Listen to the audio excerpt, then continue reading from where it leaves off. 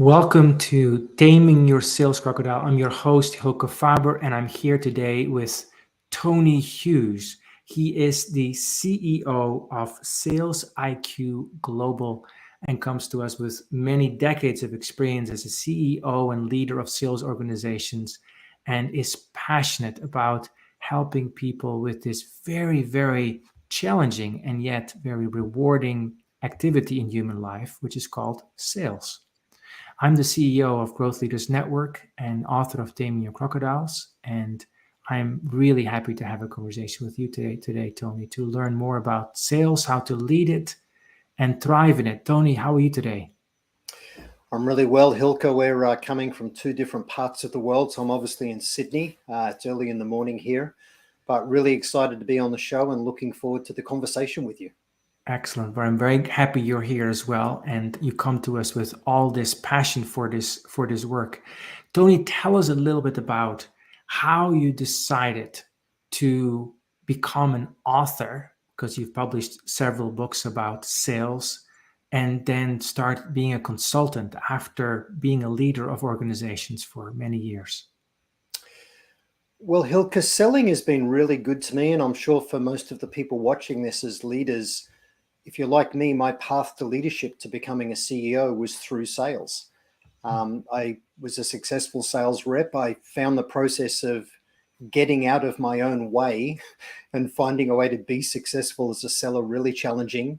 It's just incredibly difficult. It's both art and science. So many things we have to be great at.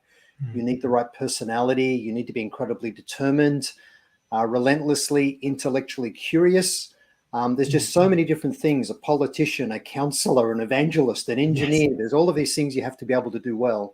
Yes. And as I became, great at selling, I got promoted into sales management and moved industries, and then eventually became the CEO of tech companies running the Asia Pacific region for North American multinationals. And I'd always wanted to give back. So my first book, you can probably see over my shoulder, The Joshua Principle, was about managing the complex sale. I wrote two other books subsequently, Combo Prospecting and Tech-Powered Sales. They've all been business bestsellers.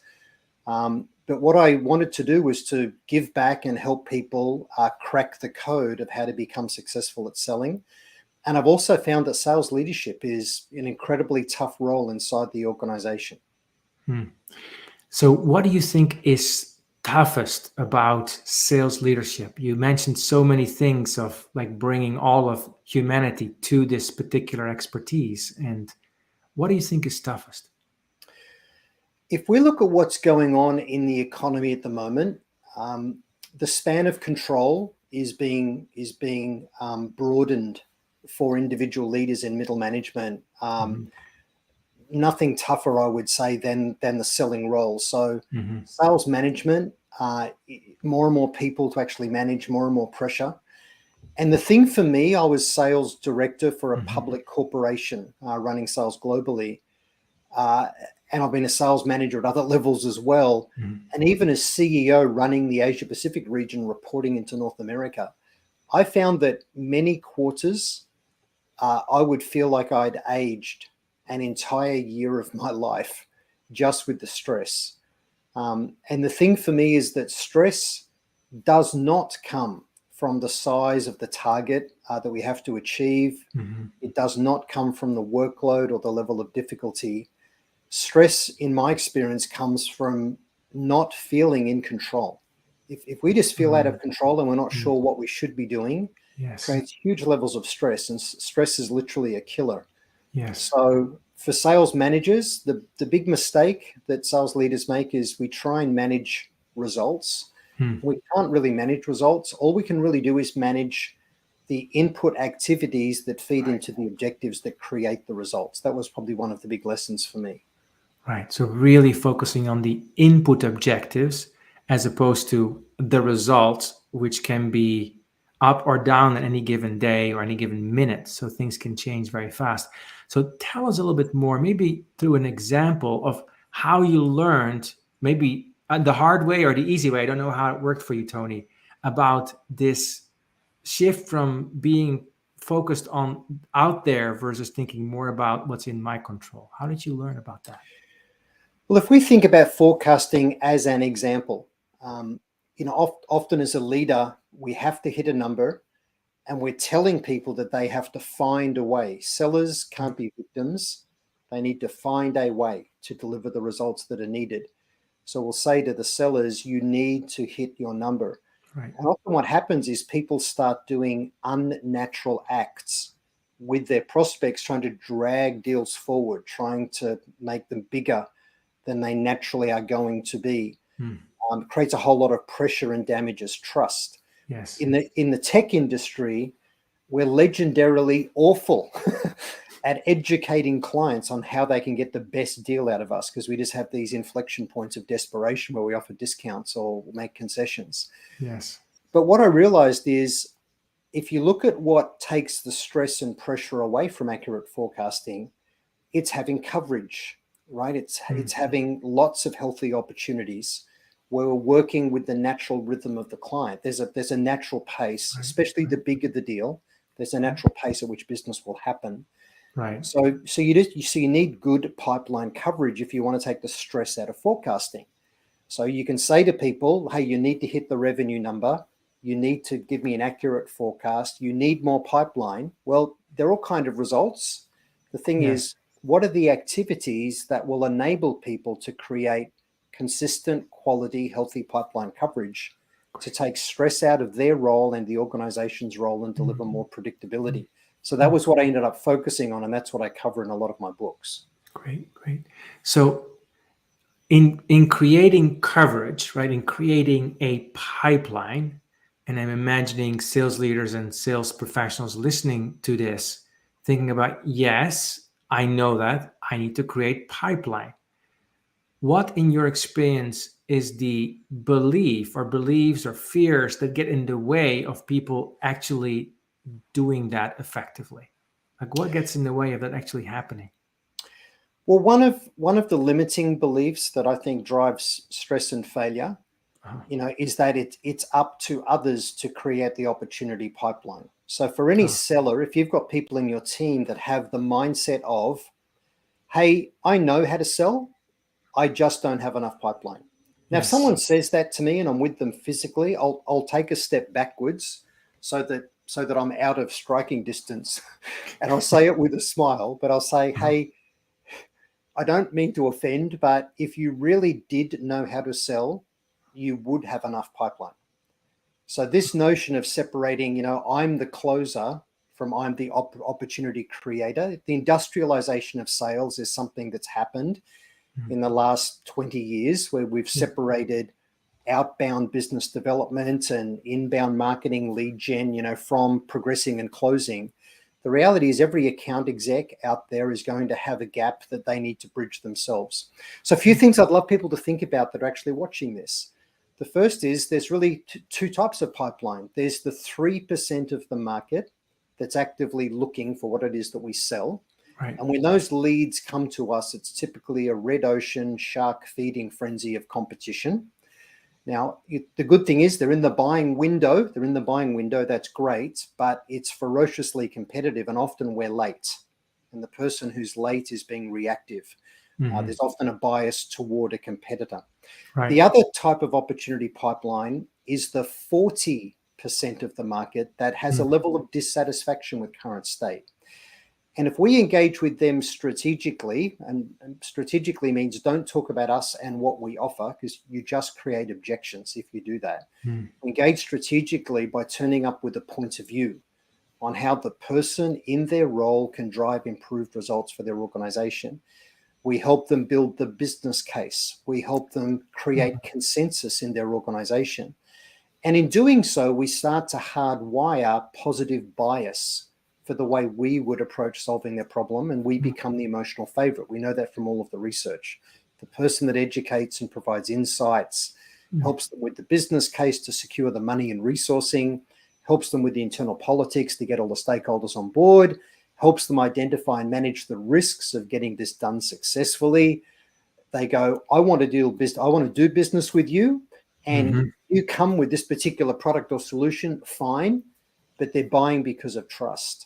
So the 40% is about proactive outbound. And there's 5 key things that leaders need to help their organizations to do well if they're going to execute accessing the 40% of the market, which is where the real strategic opportunities are. Okay. Now that you've said about those 5, of course, I want to know about those. I want to hear about those. Before we go there, I just want to reflect that you're making a very clear case for choosing where you focus your attention and being like an advisor to the 40% of clients that may not be like the red sharks, and really being with them in an advisory role. So before you unveil to us, if you're willing to, those 5 elements, since we're talking about taming your sales crocodiles, right? Crocodiles being beliefs that limit us. What do you think might be some of those beliefs that people might have that prevents them from being those advisors that are needed to create that emotional credit? There's lots of limiting beliefs, and it's really interesting, Hylke, that you raised, the word belief. I think that at the foundation of any sales career or entrepreneur's career is belief. You need to passionately believe in the value that you offer the market. You need to have a philosophy, a personal philosophy, that selling is not something we do to another person. It's something we do for another person. That selling is about making a positive difference in the lives of others, both personally and professionally, for them, to help them in their career, to help them with their own KPIs, to help them get home to their families for dinner every evening instead of late and stressed, right? So if you don't feel that what you offer the market makes a positive difference for them, then you need to move away from what you're currently doing. So every interaction is a battle of belief. That's why I say this thing of we need to be an evangelist, right? So we need to be an evangelist.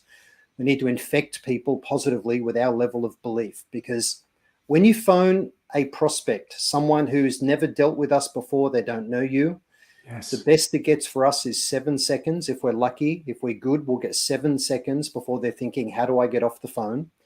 If it's an email or an in-mail or a WhatsApp message, if we don't hook their interest and show relevance, contextualize relevance for them in their world, within the first 18 words, they'll just skim and be gone. For me, I get a couple of 100 emails every day. I've got 350,000 followers and first-degree connections in LinkedIn. When I jump into the LinkedIn platform, I just get swamped in spam when I look at my emails. So we need to believe in the value of the conversation, whether they buy anything or not, is really the first thing. So belief is really important.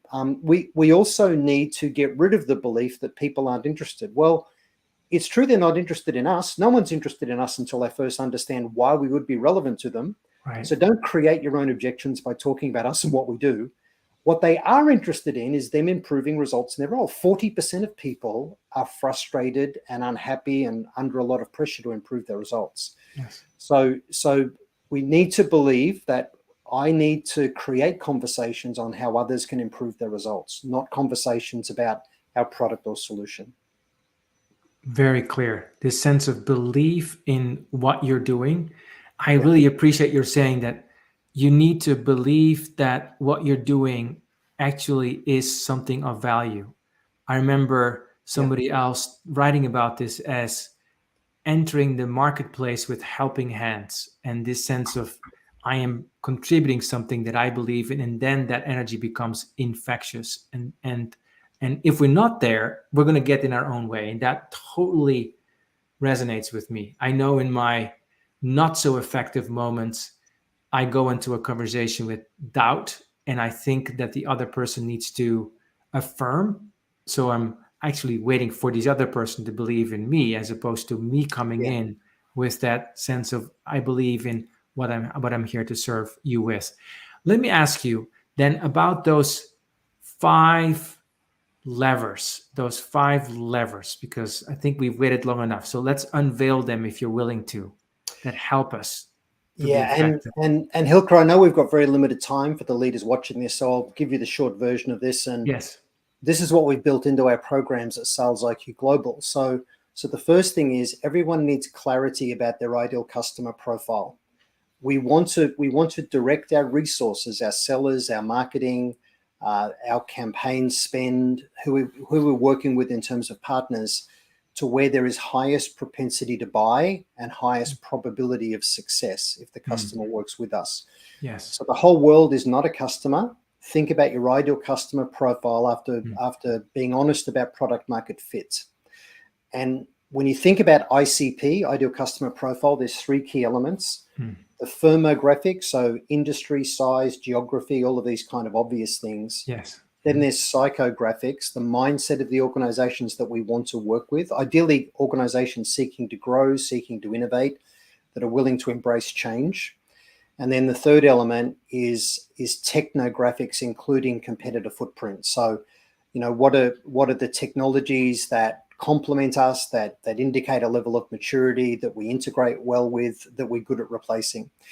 The second thing, so you be very honest about ideal customer profile. That'll narrow down where the winnable, real achievable market opportunity is. The second thing is have clarity about the buyer personas with whom we engage. Right. So if you sell, for example, to a head of sales, if you're selling to the chief sales officer, all of these acronyms, right? CSO can also mean the chief security officer. But if you're selling to a head of sales, we need to think, how are they KPI'd? How are they measured in their role? What are their stresses and pressures? What is it they're seeking to achieve? Where are the gaps? What are the typical objections they will throw back? How are they influenced? What words and phrases resonate well, with them?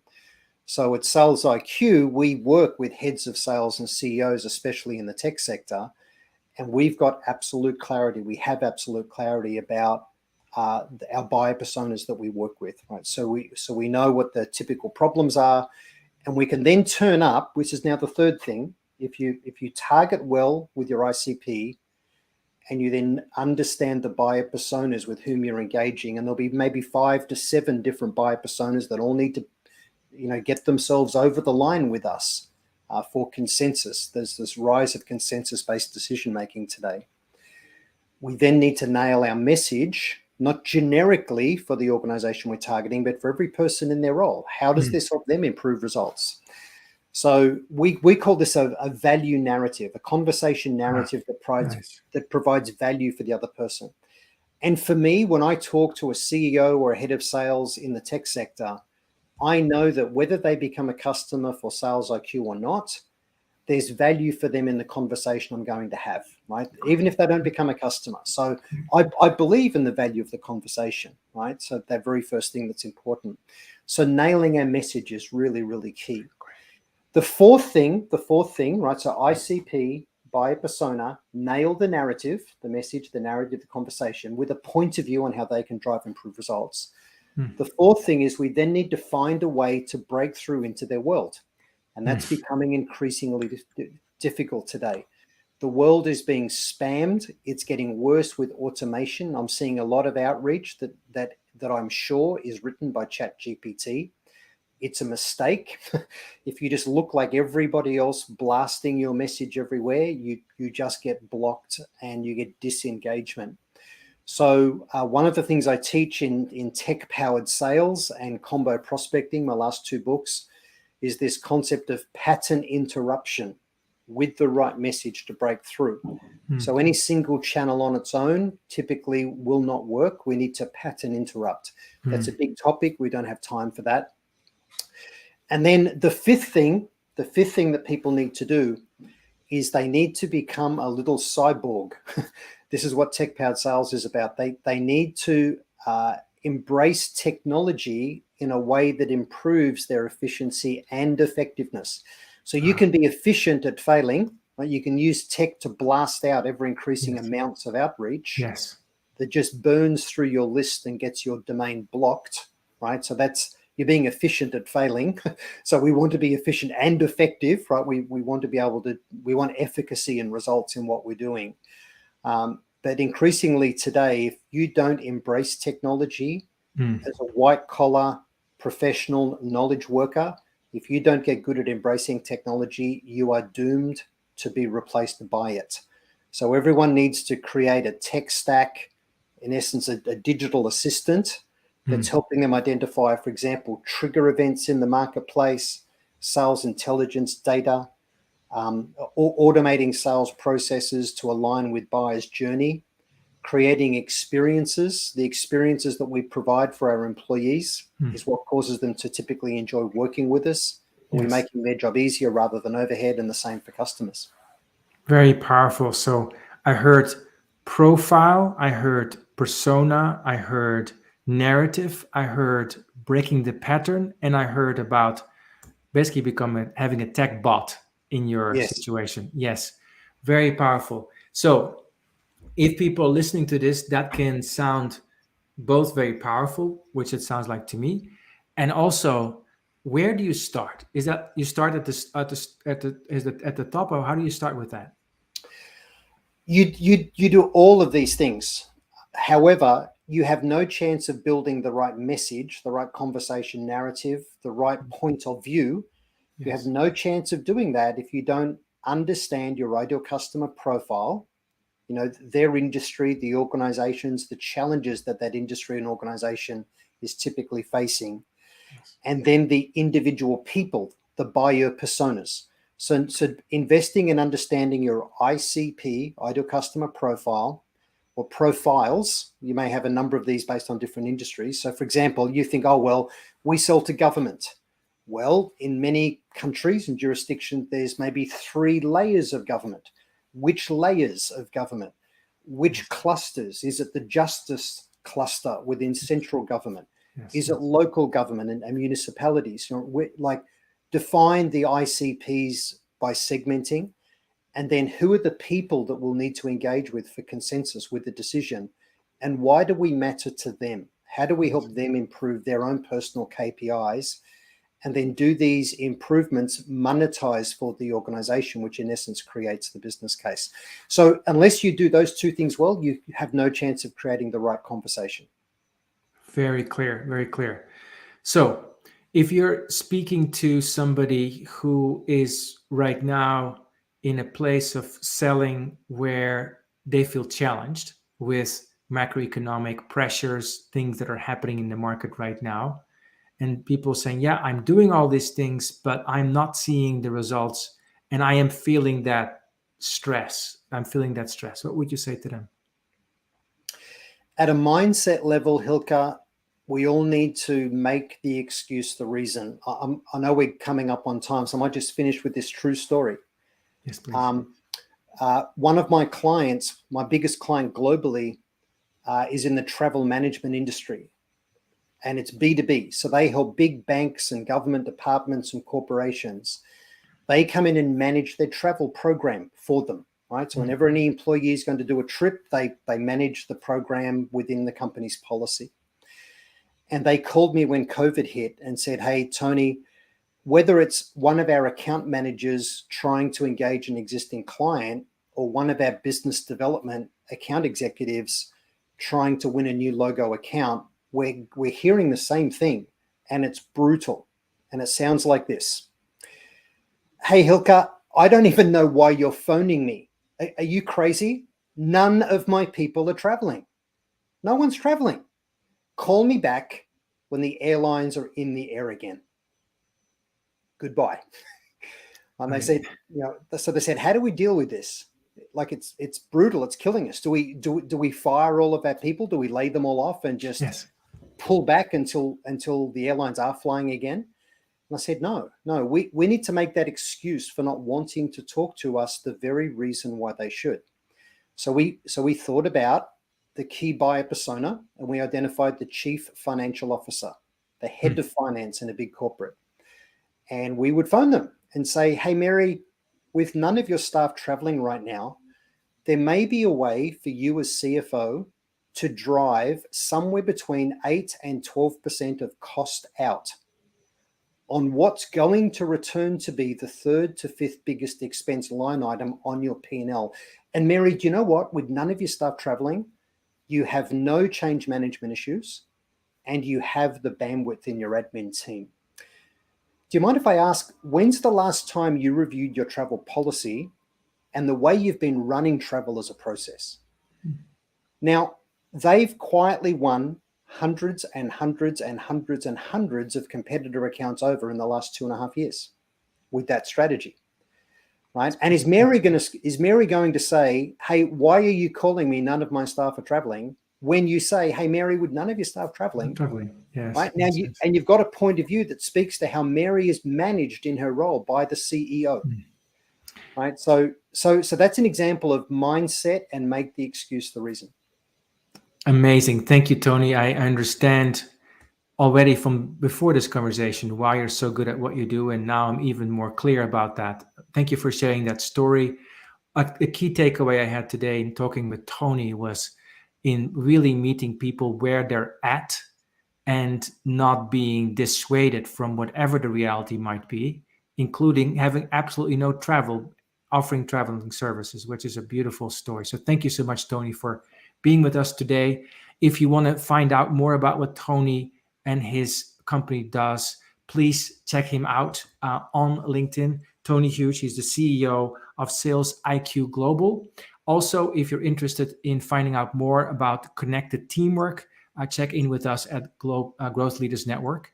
And you've been listening today to Tony Hughes, the CEO of Sales IQ Global, and Hylke Faber, host of Taming Your Sales Crocodiles and CEO of Growth Leaders Network.